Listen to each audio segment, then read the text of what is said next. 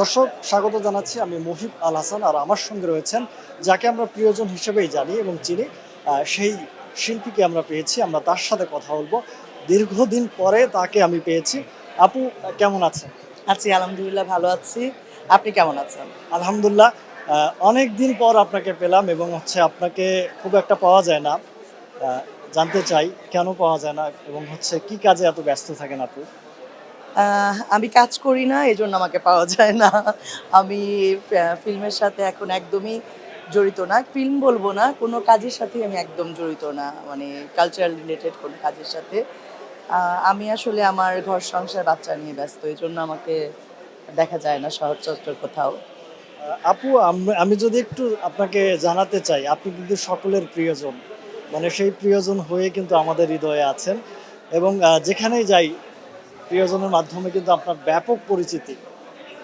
তো আসলে আমি একটু প্রিয়জন সম্পর্কে জানতে চাই, সিনেমাটি সম্পর্কে। প্রিয়জন তো আমার অনেক আগের ছবি। কারণ শুধু প্রিয়জন না, সব ছবি নিয়েই কথা বলে সবাই। যেহেতু সালমান শাহ নেই, সালমান শাহ দুনিয়া ছেড়ে চলে গেছে, যার কারণে সালমান শাহর যে ভক্তকুল রয়েছে, তারা দেখা যায় যে এই ছবিটা নিয়ে, যেহেতু আমি একটা ছবি করেছি সালমানের সাথে, তো এই ছবিটা নিয়ে সবার আলোচনা। এবং এই ছবির গানগুলো এত এত সুন্দর ছিল, এত নান্দনিক ছিল। এই ছবির একটি গান আছে সালমানের সাথে আমার, এখনও এই গানটা যেখানে যায় মানুষ এটা নিয়ে আলোচনা করে। আর আমার এটা একটা মাইল ফলক ছবি ছিল, যার কারণে এটা নিয়ে সবার একটু কিউরিওসিটি বেশি। এটি নিয়ে কিন্তু আপনার অসংখ্য স্মৃতি রয়েছে। তার সঙ্গে আপনার অভিনয় যে একটু ছোট করে জানতে চাই স্মৃতির সেই গল্প। মানে ৯৬ সেই ৩ দশক আগে একটু ফিরে যেতে চাই। এই ছবি সম্বন্ধে স্মৃতি তো আছে, অনেক স্মৃতি সালমানের সাথে। যেমন এই ছবিটাতে আমরা দুইটা নায়ক একটা নায়িকা ছিলাম, ট্রায়াঙ্গেল লাভ ছিল, অসাধারণ একটি গল্প ছিল। এবং সালমানের সাথে আমার অনেক মধুর মধুর স্মৃতি আছে। আমরা কক্সবাজার আউটডোরে গিয়েছিলাম শুটিং করতে। এই ছবির প্রিয়জনের যে গানটা আমার আছে, এর জীবনে যারে চেয়েছি, এটা একটা সেট পড়েছিল ঝর্ণা স্পটে, পুরো ফুল দিয়ে সাজানো একটা সেট পড়েছিল। ওই সময় আমার ১০৩ ডিগ্রি জ্বর ছিল এবং প্রযোজক পরিচালক সেট বানিয়ে ফেলেছিল। তো সেই জ্বর নিয়ে আগের দিন সন্ধ্যায় ফ্লাওয়ারের যে সেটটা ছিল, পুরো কাঁচা ফুলের সেট ছিল, ওটাতে শুটিং করলাম এবং পরের দিন সকালে বৃষ্টি ভেজা ছিল। এবং সেই জ্বর নিয়ে আমি কাজ করেছি এবং সালমান এত বেশি কোঅপারেশন করেছে যে প্রতিটা মুহূর্ত, প্রতিটা শটে সে আমাকে, মানে কি বলবো, যে আগলে রেখে আমাকে কাজ করিয়েছে।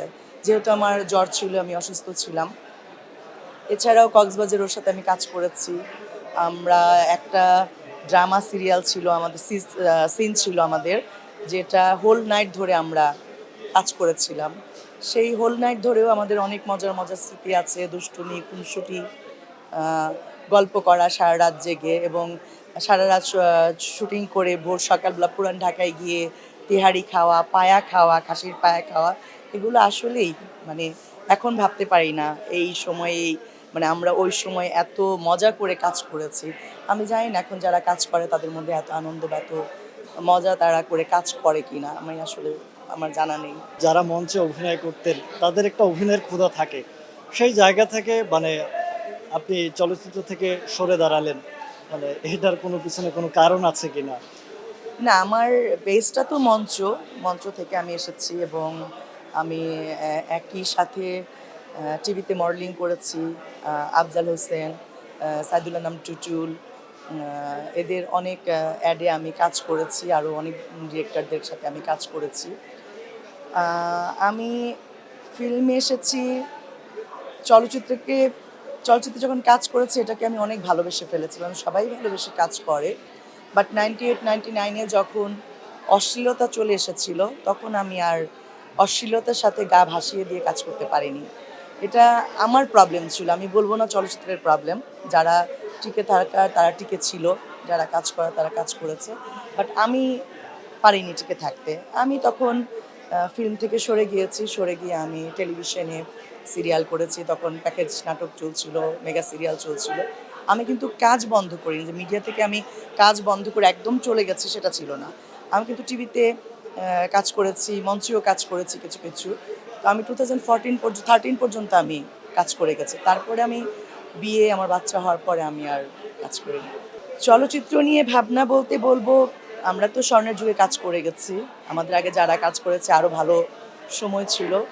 আমাদের মানুষ যখন বলে যে ভালো চলচ্চিত্র হচ্ছে না বা চলচ্চিত্রের অস্থির অবস্থা, চলচ্চিত্র নাই তার চেয়ে বেশি গসিপিং, তার চেয়ে বেশি সমিতি নিয়ে, শিল্পী সমিতি নিয়ে, প্রযোজক সমিতি নিয়ে আলোচনা, যুদ্ধ, ফ্যাসাদ চলছে যখন। আর এখন তো হাতে হাতে মানুষের মিডিয়া, তাই না? মিডিয়া হাতে হাতে মানুষ ইউটিউব দিয়েই যে কোনো কিছু, মানে এখন আমি কথা বলছি কয়েক সেকেন্ডের মধ্যে ভাইরাল হয়ে যাবে, রাইট? আমি এখানে এসছি, এখানে প্রচুর ইউটিউবার আছে, প্রচুর ক্যামেরা কাজ করছে, সেকেন্ডের মধ্যে এগুলো সব ভাইরাল হয়ে যাবে। তো মানুষ যখন, মানুষের খারাপটাও মানুষ ভাইরাল হচ্ছে, ভালোটাও ভাইরাল হচ্ছে। মানুষ কি করে, না জেনে না শুনে কমেন্টস করে। কিছু কিছু মানুষ আছে বসেই আছে বাজে কমেন্টস করার জন্য, বাজে কথা বলার জন্য।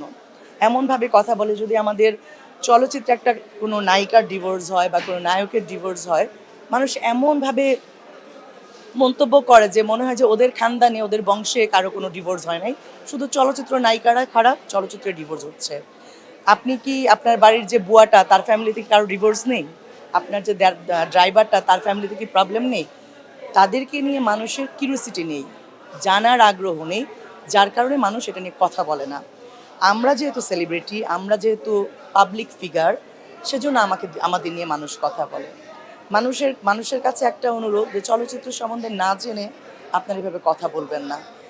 মানুষ দুইটা মানুষ একসাথে জীবনে চলতে গেলে ভালো মন্দ মিলিয়ে মানুষের জীবন। অনেকে মেনে সংসার করতে পারে, অনেকে মেনে সংসার করতে পারে না। তো ডিভোর্স হবে, সংসার থাকবে, আপনারা শুধু খারাপ দিকটা দেখেন। ও, এদের তো একটা হাজব্যান্ড ভালো লাগে না, এমন মন্তব্য দেখি মানুষ করে। আমাদের শাবানা ম্যাডাম কিন্তু আজকে নিয়ার অ্যাবাউট 40 বছর হয়ে গেছে বা 30 বছর হয়ে গেছে উনি সংসার করছে। এরকম আমাদের চম্পা আপা আছে, আমাদের শাবনা যাচ্ছে, আমাদের অনেক আছে। আমি নিজেও 12 বছর হয়ে গেছে আমি সংসার করছি, এবং আমার হাজব্যান্ডের সাথে আমার 24 বছরের ভালোবাসা এবং বিয়ে। 24 ইয়ার্স আমি একজন মানুষের সাথে আমার জীবন পার করে দিচ্ছি।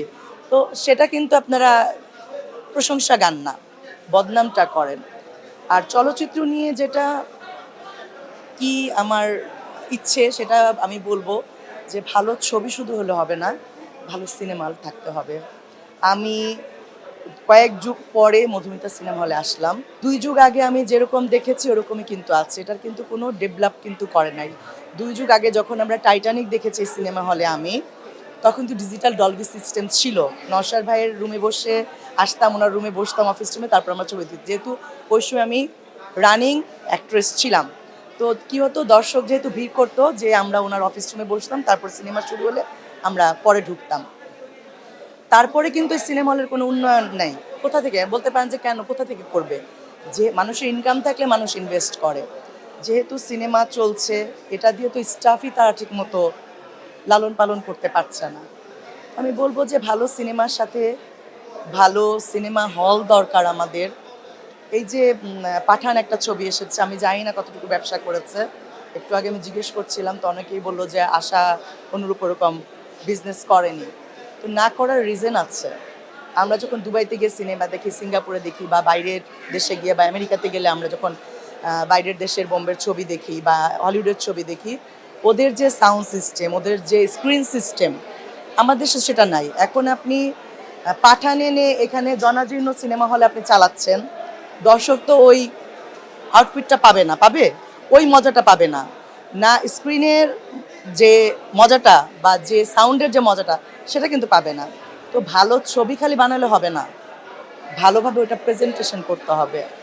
তো চাইবো যে আবার আগের পজিশন, আমরা জানি না আমাদের জীবন দশায় আমরা দেখে যেতে পারবো কি না, তবে আমরা স্বপ্ন দেখি যে এই চলচ্চিত্র একদিন আবার আগের জায়গায় ফিরে আসবে, মানুষ আমাদেরকে আবার প্রশংসা করবে। এখন যখন বলে যে আপনাদের ওই ছবি দেখেছি, ওই ছবি দেখেছি, বা এই যেখানে এসছি অনেক দর্শকরা কথা বলছে, অনেক বছর হয়েছে আমি চলচ্চিত্র ছেড়ে দিয়েছি, তা আমাকে পছন্দ করছে বা আমার সাথে কথা বলছে, ভালো লাগে। আমরাও চাই যে পরের প্রজন্ম আসুক, তারা চলচ্চিত্রকে বাঁচিয়ে রাখুক, এটাই কামনা করি।